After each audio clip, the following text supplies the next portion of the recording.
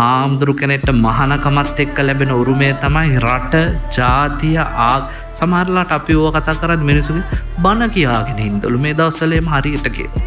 මමත් ඔය ඉතින් සමහරලාට බන වලට ගියාම කියන අනේ පින්වත්නි මටත් නිකන් මේ දවස්වල අන්දරේගේ කවි මතක් වෙනවා. කියන අන්දරේ කියලා තියෙන ඔටුනු පැලඳ සිටියත් සිහසුනේ මත ඔබ ගොන් රජෙකි මේ මහ ගොන් රැළට හිත අද මිටු කුහක පාදඩකම් නිමක් නැත ඔබ වැනි අමනෙක් සිරිලක හිටියේ නැත.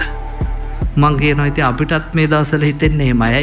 ජාතියක් නැහැ, ආගමක් නැහැ, සංස්කෘතියක් නැහැ, ජම්මයක් මොකවත් නැහැ. සා මතක තියාගන්න හාමුදුරුවෝ තමන්ගේ සුඛ විහරණයට වැඩිය මිනිස්සු ගැන හිතන ජාතියක්. හාමුදුරුවෝ හැම තිස්සෙම කතා කරන්නේ ඒ නිසා. ඒක සිංහලයට තේරුම් ගන්න බැරි වුණාට කතෝලික පූජකෙක් මර්සලින් ජයගොඩිපියතුමා තේරුම් අරන් හිටියා. එතුමා ස්වර්ගස්ත වෙන දවසේ දිනපොතේ ලියපු අවසාන කවිය ඔයත් කියවලා බලන්න. ඇත්තක් ඇති හැටියට කිව යුත්තේ සිවුරෙහි හෙළයේ අනුපන ඇත්තේ. සිවුරයි පනදී රට රැකගත්තේ අදත් නහින්නේ මේ රට මැත්තේ. එනිසා මතක තියාගන්න ශ්‍රී ලංකාව කියලා එකක් නැති වුණොත් අපිට සිංහල කියලා ජාතියක් නැහැ. සිංහල ජාතියක් නැති වුණොත් බුද්ධ ආගම කියලා එකක් කොහොමත් නැහැ.